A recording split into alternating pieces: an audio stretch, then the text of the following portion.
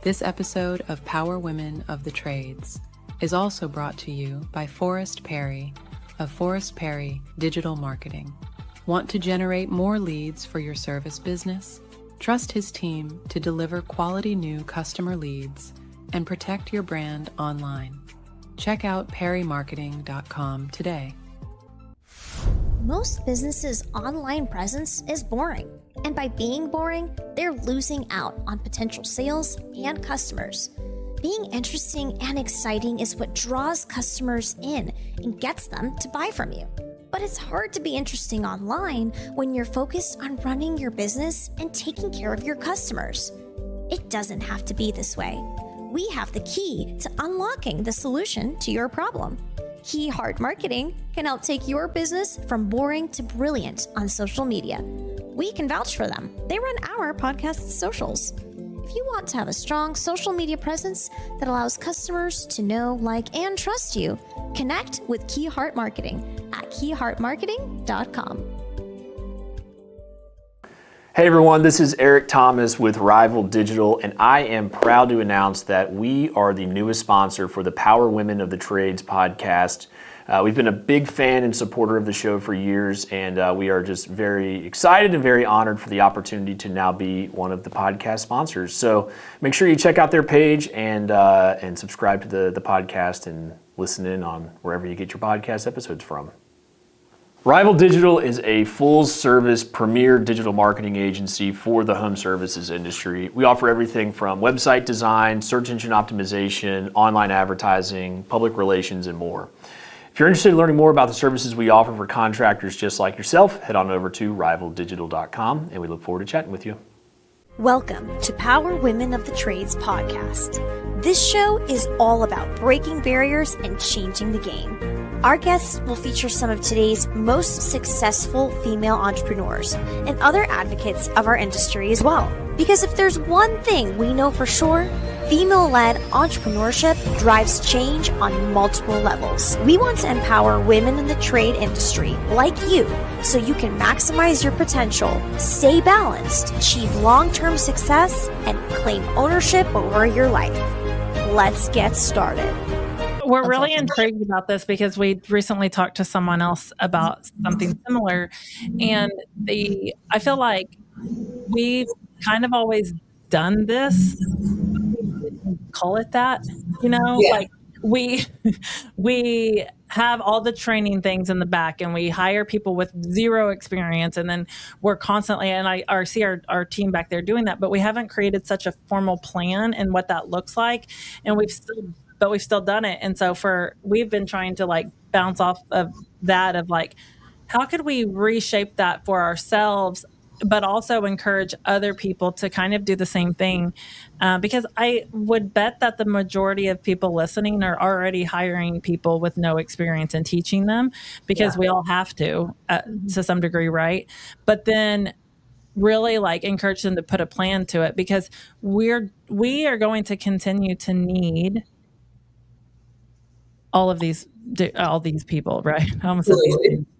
We don't have enough electricians. We don't have enough, and just yesterday we had a leadership meeting and we're like, yo, what are we going to do about these spots we need filled still, and we're approaching, it's March, but it might as well be May, Mm-hmm. And if we don't have these people hired in the next couple weeks, what are we going to do?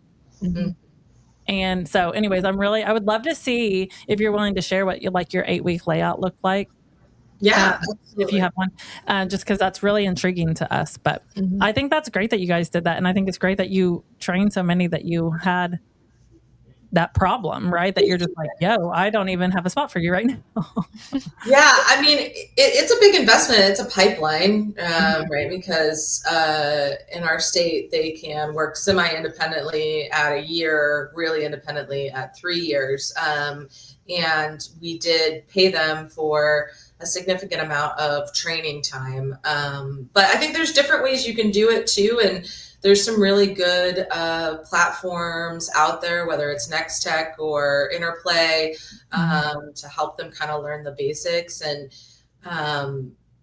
it was nice putting them out into the field, and they know what the parts are, and they know the basics of it, and then you can bring them back. I think one of the most important things we did, if for us living in a state that has such a difficult closed book test, is that we got a pretty cheap online testing software. We put all the practice questions in from, the state board, and we make them take a practice test like every month for 3 years until they get to their licensing. And we have not seen, we've seen good results from that, because we had guys who had taken the test, 10, 12 times, who are just really great plumbers, not great test takers. And so I think that's one thing that we did that was really helpful for them, is like, yeah, you can get the study guide, but it's hard to sit down and just like read through a study guide or make your own flashcards.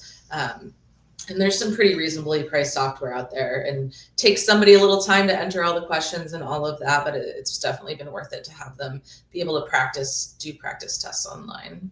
For sure. And it's so interesting, the differences in testing, because like ours is open book, but you can tab it in certain ways, but then not, it's just like, but they get so intimidated by that, because, and I always try to explain to our team, like, you have to remember that you chose the trades because you're a hands-on person. You weren't a great test taker probably, and that's completely freaking fine. Like you psych yourself out, but like take a breath, and but it's so interesting, the differences across the country, because for plumbing with us, in Oklahoma, 3 years, you have to have 3 years experience and all of that stuff, but before you can get approved to take the test. But there's no working by yourself. There's it's just, so it's like crazy how different it is across the country, right?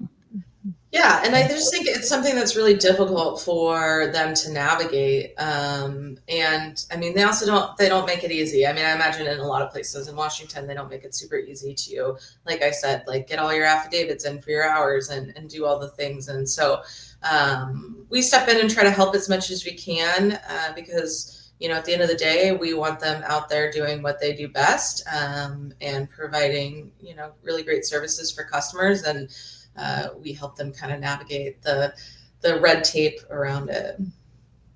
Awesome. For women listening who may be curious about joining the trades, what would you say to them?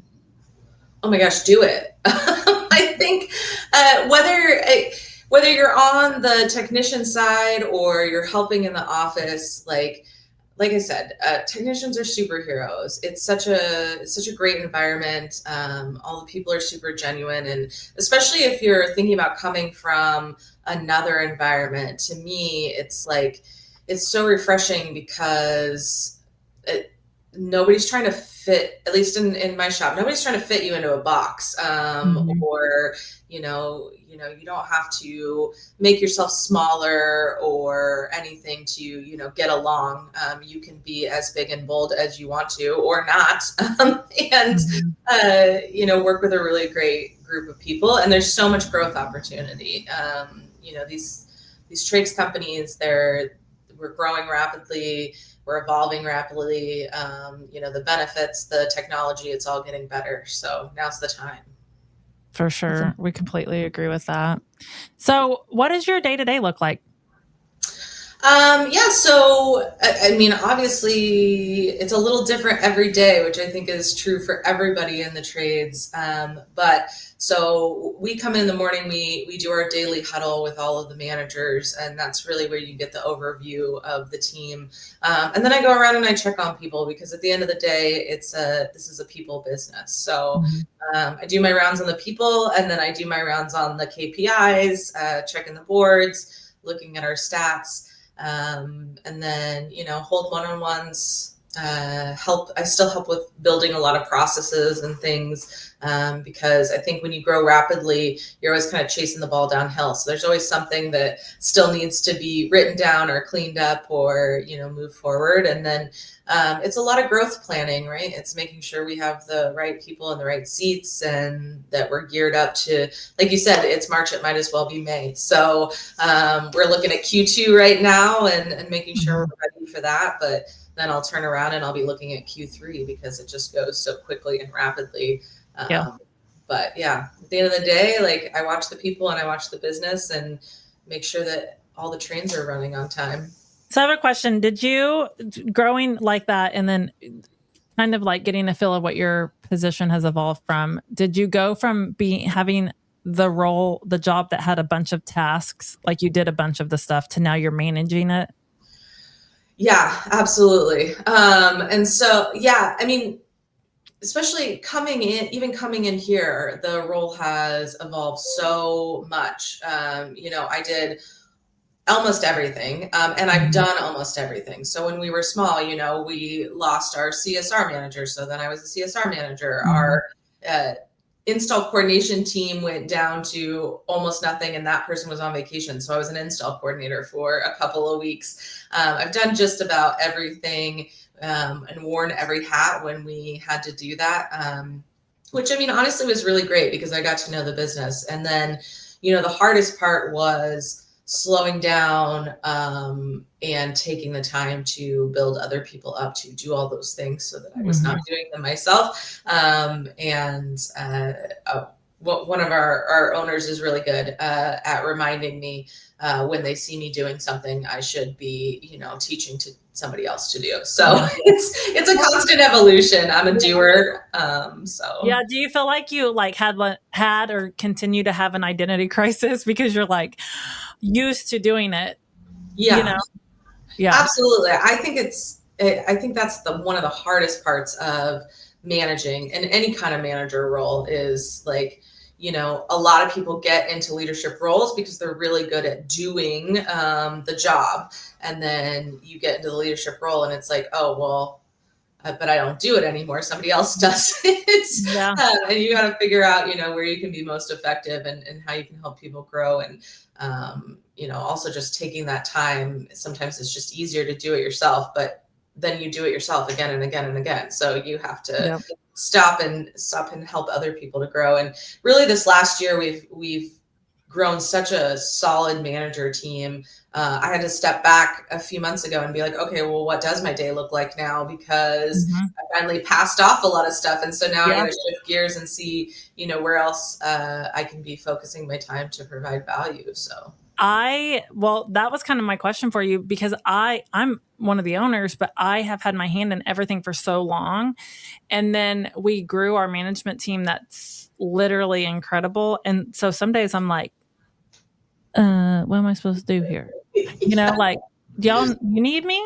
Like, what am I, And so I had to our leaders have reminded me, like, this was the goal. Like, you've trained us to do this. And so I have found new things, like I get to now just go sit in the sales room and talk to them. And sometimes I'm giving them crap about their sales, but sometimes I'm just hanging out with them, and I'm getting to build relationships that I didn't get to. Now I say I'm in my fun cop era because we have HR that handles the other stuff. Yeah, absolutely. I'm like, if you have to have me in that, I will. But really, if I'm talking to you, we're chilling, And so it's really rewarding to get to be on that side. But there definitely is a constant, especially like being a high achiever and wanting to always just be like in it, Yeah, it's a very different world when you go from small to having a really awesome management team. It's very good, but you gotta pivot for sure. Or what about whenever you go from having a little calls to a lot of calls, but you just are like managing the calls and it's not chaos, and you're like, well, are we not doing anything? And we're all like, the other day someone said, no, we just actually know what we're doing. I know. And I always get a little nervous. Not too long ago, it was like, I looked up and it was Thursday, and I felt like, I had talked to people, but I felt like nobody was in here with like some sort of meltdown. And I was like, okay, what is happening? And I was like, have I been paying attention to what's happening? And I looked, all the boards were good. Everything was good. I had been paying attention, but I was feeling very suspicious. I was just That's where I say it's like an identity crisis, because you're just like, am I missing a meltdown? And then I'm like knocking on wood, like we don't need a meltdown, but like, but why are we not chaotic around here? And like, do we have calls? And hang on, let me go look. Yes, we do.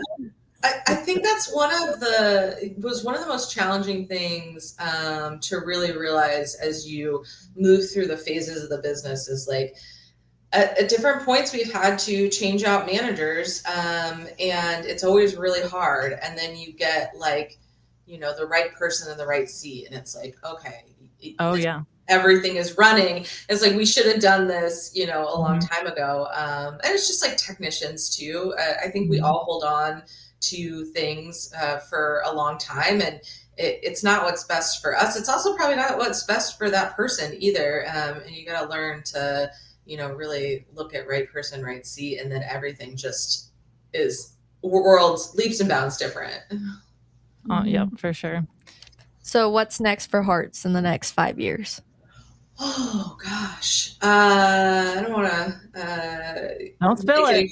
Make promises I can't keep. But yeah, our first step was expanding into all 3 trades. And we've done that. We're babies at HVAC right now. So we're learning to walk, and then to run, in the HVAC realm. But what's next is expanding out. We try to keep our guys, home location within, 45 minutes call radius, so they're not driving forever.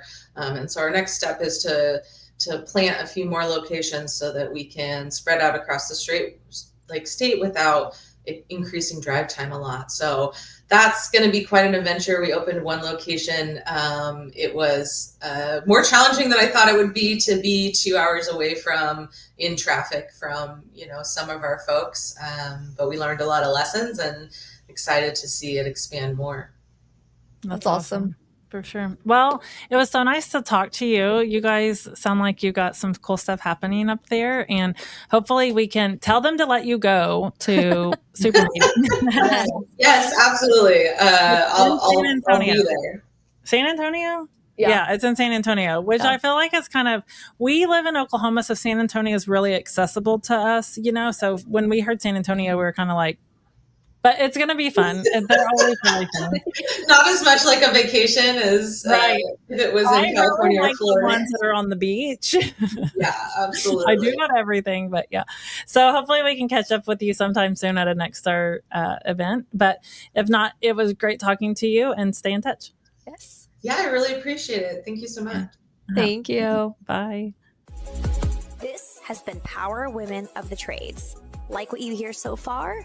Leave us a review at Apple, and make sure to listen to our other episodes wherever you enjoy listening to your podcasts. Thanks for listening, and we'll catch you on the next one.